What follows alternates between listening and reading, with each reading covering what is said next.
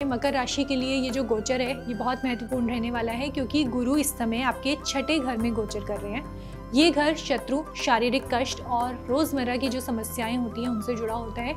गुरु आपके तीसरे और द्वादश भाव के स्वामी हैं। गुरु की दृष्टि दशम, द्वादश और द्वितीय घर पर पड़ रही है, जिससे करियर, यात्रा और धन संबंधी निर्णय प्रभावित होंगे। इस समय आपके जीवन में कुछ कठिनाइयां आ सकती हैं, लेकिन गुरु की कृपा से धीरे धीरे परिस्थितियां सुधरने की संभावनाएं बन रही हैं। आपको संयम और विवेक से काम लेना होगा ताकि आप किसी भी स्थिति का सही तरीके से सामना कर सकें। गुरु के छठे घर में गोचर करने से आपको मानसिक तनाव और बेचैनी का सामना करना पड़ सकता है।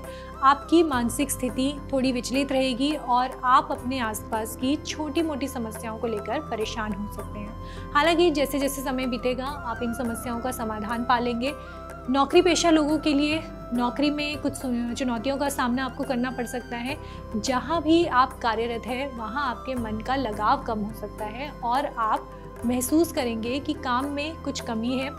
इस समय शत्रु आपके खिलाफ हो सकते हैं और वाद विवाद की स्थितियां उत्पन्न हो सकती हैं, लेकिन गुरु की कृपा से धीरे धीरे ये समस्याएं जो है वो हल हो जाएंगी। यदि आप किसी लोन या वित्तीय परेशानी में फंसे हैं तो ये समय राहत का हो सकता है। व्यवसाय की अगर हम बात करें तो इस समय आपको अधिक ध्यान और परिश्रम की आवश्यकता होगी।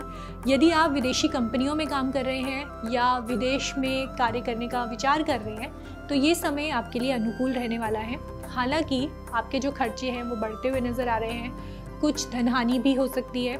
आप कहीं यात्रा भी कर सकते हैं, लेकिन इस दौरान आपको पैसों का नुकसान भी हो सकता है।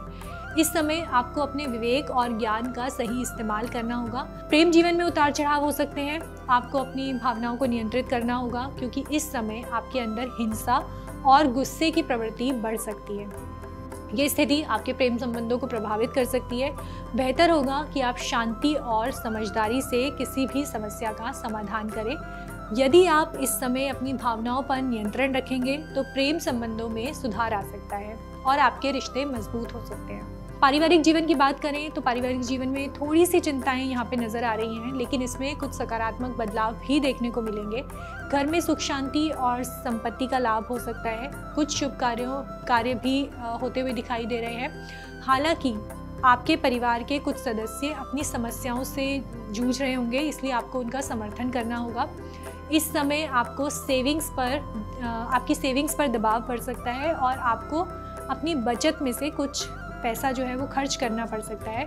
परिवार में एकजुटता बनाए रखना बहुत ज़्यादा ज़रूरी रहेगा। यात्राओं के मामले में आपको सावधानी बरतनी होगी। आप पहाड़ी इलाकों में यात्रा करने की अगर विचार कर सकते हैं, लेकिन वहाँ आपके घुटने, पैर या सांस की समस्याएं आपको परेशान कर सकती हैं। इसलिए यात्रा के दौरान पूरी तैयारी रखें, दवाइयों का ध्यान रखें। ये समय शारीरिक कष्ट से बचने के लिए सावधानी बरतने का है। स्वास्थ्य के मामले में इस समय आपको थोड़ी सतर्कता रखने की ज़रूरत है। शारीरिक स्थिति में हल्की फुल्की परेशानियां आ सकती हैं, खासकर घुटनों और पैरों में। आपको अपने स्वास्थ्य का ध्यान रखना होगा। यात्रा के दौरान ज़रूरी दवाइयां साथ रखनी होंगी। इसके अलावा मानसिक तनाव बढ़ सकता है, इसलिए तनाव कम करने के लिए मेडिटेशन पर ध्यान ज़रूर दें। आर्थिक स्थिति की अगर बात करें तो ये समय उतार चढ़ाव वाला हो सकता है। आपके खर्चों में वृद्धि हो सकती है और कुछ धन का नुकसान भी हो सकता है। यदि आपने कहीं निवेश किया है तो नुकसान की संभावनाएं बनती हैं। हालांकि यदि आप विवेक से काम लेते हैं तो अपने खर्चों को नियंत्रित भी कर सकते हैं। तो स्थितियां धीरे धीरे इससे सुधरने लगेंगी। किसी बड़े व्यक्ति से सलाह लेकर आप अपनी आर्थिक स्थिति को सुधार सकते हैं और उधारी से बाहर निकलने का रास्ता बना सकते हैं। अगर आपको हमारा ये वीडियो पसंद आया हो तो हमारे चैनल जीवांजलि को सब्सक्राइब करें